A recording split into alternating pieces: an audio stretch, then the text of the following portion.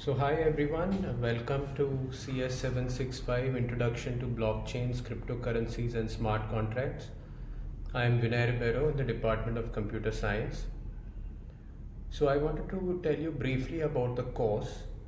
So as you know, the course is in slot 1, which has the following timings: Monday, Tuesday and Thursday at these particular hours. And the prerequisite for this course is data structures and algorithms. Okay, so if you haven't done this course in your undergraduate, or if you're a BTech, you haven't yet done it, then you can't take this course, right? So this is a hard requirement. And in fact, if you've done more advanced courses like computer networks or operating systems and cryptography and so on, then you'll be able to appreciate this course much better. So those are not prereqs, but still it would be helpful if you've done them, right? So this is an outline of the course I put here. These are all the topics, and it will become clear what really how they fit into blockchains when we go through the course, right? So this information is just from the courses of study. There are a couple of reference books I've listed over here. One is a book called Bitcoin and Cryptocurrency Technologies by Arvind Narayanan and a few others. Arvind Narayanan is a professor at Princeton, and his book is available at the following link. I believe this is a draft which is freely available, and they've of course published the book after this draft. Then there is a book by Professor Saravanan Vijaykumaran, who is in the Electrical Engineering Department in IIT Bombay. You can find his textbook at this link. His textbook is particularly focused just on Bitcoin. So it gives you the fine details of how Bitcoin works. So it's an excellent book. You can find it on his webpage. This course differs somewhat from the course that Professor Saravanan teaches in electrical engineering. So he typically looks at very specific blockchain technologies. He goes into the fine details. We will be looking at it more from a semi-research sort of angle, where we will look at security attacks, solutions for them, scalability issues and so on. Okay. So here are some details of the MS team. So all of us in the institute have been given MS team accounts. You will have to first set up SSO at this particular link shown at over here in red. Right, so you'll have to set it up with the instructions over there, and after that you join my particular MS team for this course by clicking on this link over here. I'll be putting up these slides somewhere on my web page, just so that you have access to them. And this is the team code.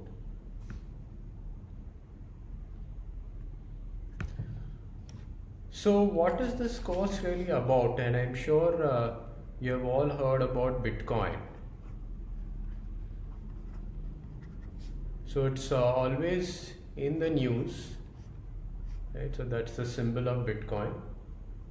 And it came out a little bit quietly, I would say, in about the year 2009 or so, beginning of 2009 or end of 2008, just after the previous financial crisis, right? So there was a huge crisis, and a lot of these crises are caused by maybe I would say the banking industry or the central banks, depending on their monetary policy, right? So what people don't, some people like the famous Satoshi Nakamoto,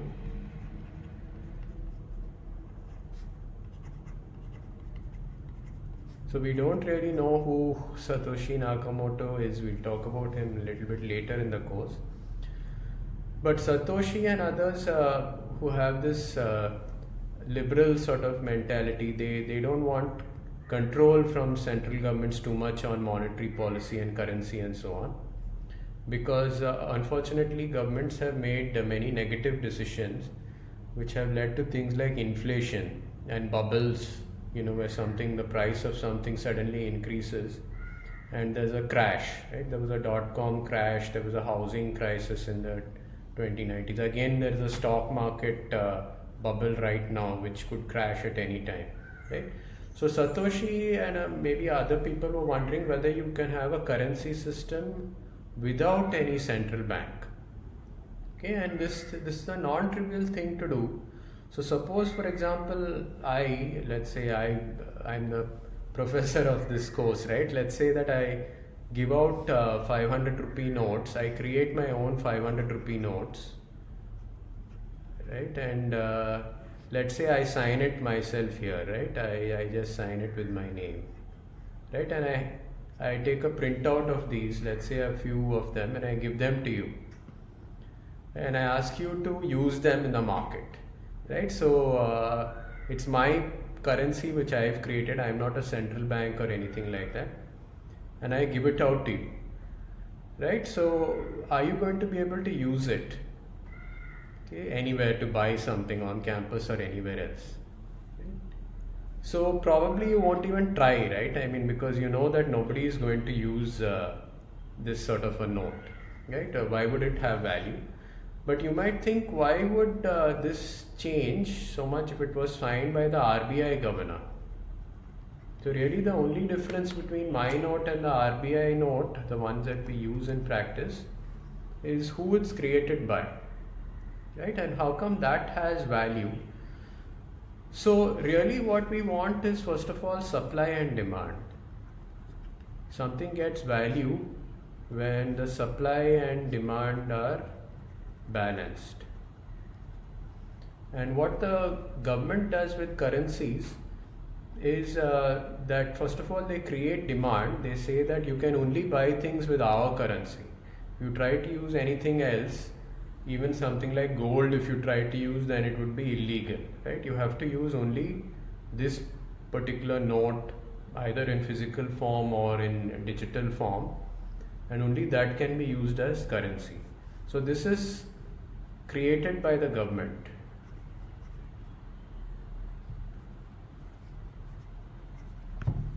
And okay, so that gives a lot of demand. And what about the supply? Well, the government controls the supply. So it doesn't generate too many of these notes, and that sort of keeps the value somewhat stable. Okay? So what goes wrong in this whole system is that government sometimes cannot control the supply so much, right? There's too much of pressure on them. Suppose there's a shortage of money, they want to have, some program, let's say build roads or railways or, disaster management, whatever, right? Buy weapons or whatever, right? So they need money. So very often governments lose control of their supply and they just start printing more, and that leads to inflation, right? So poor control leads to inflation, right? Also there are other things that governments do, like fractional reserve, or banks do.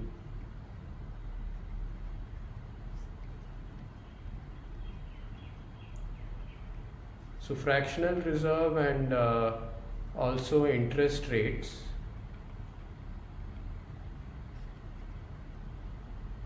These are other tools that governments use to sort of control the supply or even the demand of money, right? And very often they lose control of these things and it causes bubbles, right? We talked about a few of them, right? Sometimes you see real estate prices just shooting up for no reason, right? And very often they can crash. Okay. Fine. So essentially right now we are using currency created by governments, but Satoshi and others were wondering whether you could create an alternative system which doesn't have centralized control. Okay, so that seems like an impossibility, to have currency without central control.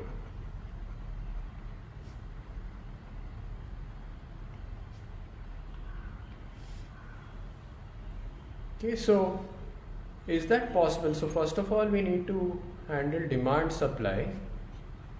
There has to be a balance. And my currency which I created and gave out to you would not work because people don't trust me to maintain the supply. right? And of course, why there's no demand, I don't have any authority to create any demand. So that's why my currency didn't work. Another issue that has to be solved is something called double spend.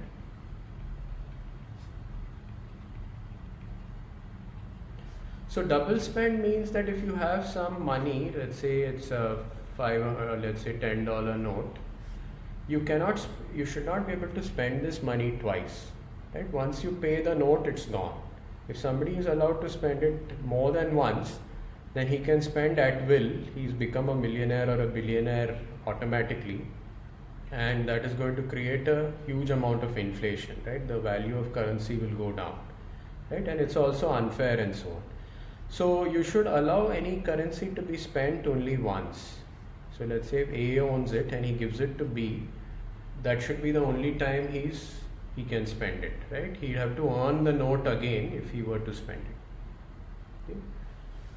So how do we handle these sorts of problems without a central control? And people thought this was impossible, right? Even the computer science people thought this was an impossible problem to solve, right? Without central control. But Satoshi did come up with some solution, a very simple solution in fact, but to understand how it works and why it works is a little bit tricky, right? So essentially what Satoshi has developed is some sort of a system like this. It's a distributed system. Let's say you have A, B, C, D, E. And what he uses is a technology called peer-to-peer technology. So BitTorrents and other things are built on this, right? So everybody is connected to the internet. They are on the same peer-to-peer network, and they can exchange messages to each other. Okay? So what Satoshi has managed to do is he has managed to first of all ensure ownership.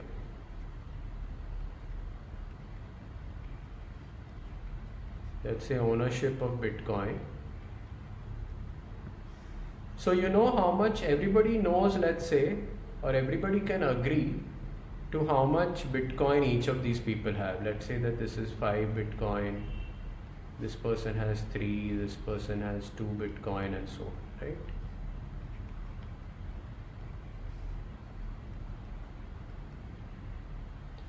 So everybody sort of agrees to how much different people have. That's a remarkable thing. How do we achieve something like this, right? What if E says instead of let's say he has 3, suppose he claims to have 30, right? How do people prevent him from claiming that he has 30, right? So there is ownership of Bitcoin. Everybody knows how much the other people have. At the same time, there is anonymity. So although let's say A can spend his 5 Bitcoin and everybody can agree that he has spent his Bitcoin, nobody knows who A is in the physical world. He is only identified by his private key, his public key, or he essentially uses a pair of public-private keys, cryptographic keys, and these sort of identify him, right? His real identity in the world, right, whether it's me or you and so on, is somewhat kept secret, right? So that's a good thing to have when you have a currency system, right? People may not want others to know how much money they have or how they have spent the money and so, right? So there is ownership of Bitcoin and anonymity that he's taken care of. There is also demand and supply. So what Satoshi does is he takes care of supply. So there is only so much of Bitcoin generated over time, right? It's not crazy amounts of supply which causes inflation. Okay? In fact, he's created a method by which there is some amount of deflation over time. So the value of Bitcoin goes up. Okay, that's sort of built into the system. So demand is not controlled by the blockchain system itself, the Bitcoin blockchain system. It's decided by the market. And it turns out that the more crises there are in the financial system, the more demand there is for Bitcoin, right? So Bitcoin price has gone up recently to about 11,000, 12,000, and it might go up even more, right? If there's another financial crisis, it may reach 20, 30,000, right? We don't know what it will be in the future, right? Also, he's handled the double spend problem. Somebody cannot spend his Bitcoin twice, right? So interestingly, all the technologies that Satoshi used were sort of there before, right? One of them is of course peer-to-peer technology. Public-private key pairs were there. He also uses something called hash functions. These were there. Okay, these were all there earlier, but they were never put together in this clever way to build something like a cryptocurrency like Bitcoin. Okay. So Satoshi also used something called proof of work. So this proof of work requires a huge amount of computation. You might have heard that Bitcoin uses a lot of electricity, right? It's because of this proof of work. And proof of work was also already there before Bitcoin, but it was never used in this sort of a context. It's a very novel way of using proof of work. So we don't know who Satoshi is, but he's created it. Satoshi may not be a single person, it could be a team. You know, there's a lot of speculation about it. It may not be a man, it could be a woman, right? We don't know who Satoshi is, but Satoshi has remained anonymous. We can discuss about who he is and why he has remained anonymous. Right? So in this course, we will talk a lot about Bitcoin, the underlying technology, okay, and how it works. We will also talk about security attacks. So how does this thing really work without centralized control, right? If there's nobody to control things, nobody with a stick to beat people up who misbehave, how do you get people to behave themselves, and how do you prevent people from launching some sort of an attack? Right? It's possible to do attacks at the network layer, at the cryptocurrency layers, and so on. Right? The more complicated a technology is, the more number of attacks possible. So we'll talk about some of the attacks, and we'll see why Bitcoin is somewhat secure to them. Right? So nobody has been able to bring down Bitcoin in almost 10 years or more, right? Or a little bit more than 10 years. Right? So why does it work? Right? And then we will discuss about something called smart contracts.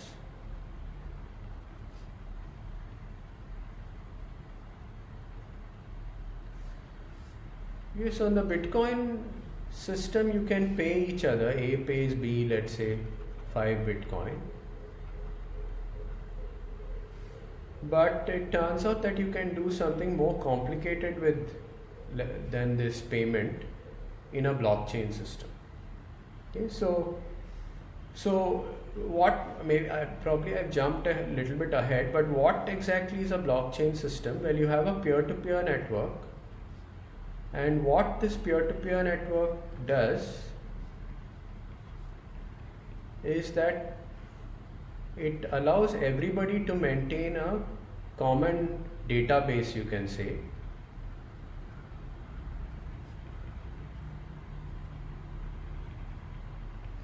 using something called a blockchain. The blockchain is something like a linked list. You have a linked list in which you would have studied in data structures and algorithms and so on. It's just that instead of having a link as a memory pointer, you take the hash of this. So you take a hash of the contents of this first block. So block is just some string of data, right? It's just think of it as some object or whatever, right? So you send that through a hash function and you get a particular output, which is called its hash value, and this is put in the next block, right? And that is called a hash pointer. So each block has a hash pointer to the previous one. So data is stored in this fashion, and this makes it tamper proof. So we look at the details in future classes. But blockchain gives us a method of storing information okay, and you can keep adding blocks to the end of this chain, okay. So that's how you add more and more information. So effectively transactions like this, so if A pays B, we can call this a transaction, that these are sort of accumulated and put inside blocks, right? So there may be transaction 1, transaction 2 and so on. These are all put together inside these blocks, okay, in any of these. Let's say each block, new block added, has a different set of transactions, okay. So this is what Bitcoin did, and somebody called Buterin, Vitalik Buterin, realized that you can have more than just a simple A pays B transaction, right? You can have instead of just having a transaction which has just A pays B, you have a full piece of code. Why not just put a bit of C code, let's say, or Java code or something inside the transaction, and once these transactions get into a block, they are executed one by one, and okay, and that updates sort of the state of the system, okay. So effectively we have, it's sort of like the blockchain just maintains the program that everybody runs. New code or instructions are added in each block. Everybody executes that code and updates some local state that they have, right? So effectively you have like a distributed computer here, and the blockchain is just deciding what are the transactions which are executed by everyone, right? So you can generalize the whole Bitcoin system with these generalized transactions which are called smart contracts. So smart contract is just a piece of code contained in a transaction which gets onto a blockchain, and you can use these smart contracts to actually build real contracts among people.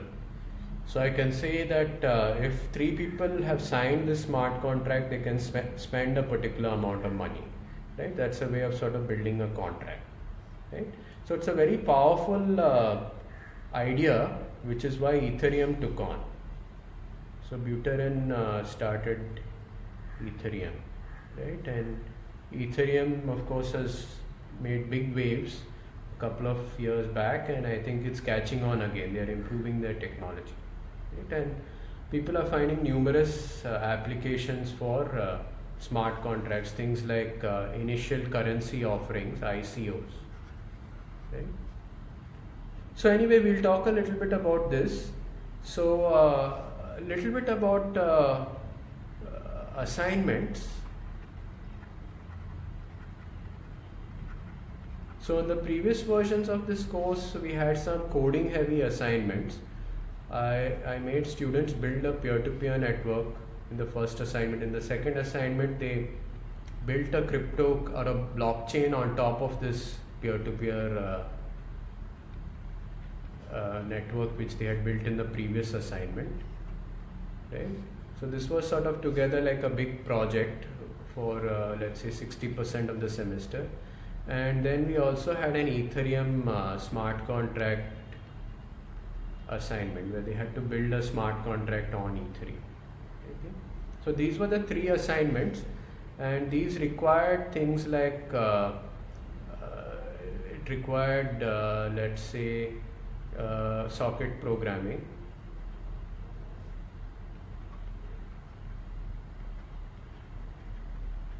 So those who have not done networks may have to just pick it up on the fly, right? Networks are operating systems. If they've done, of course, they would know how to use sockets and so on. For Ethereum, you would have to code in Solidity.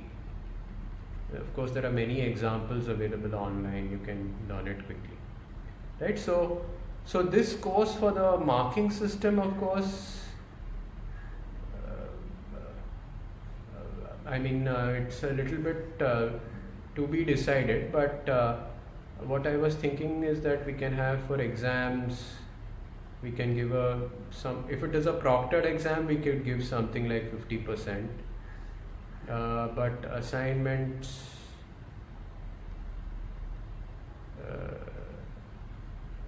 right, assignments maybe 35.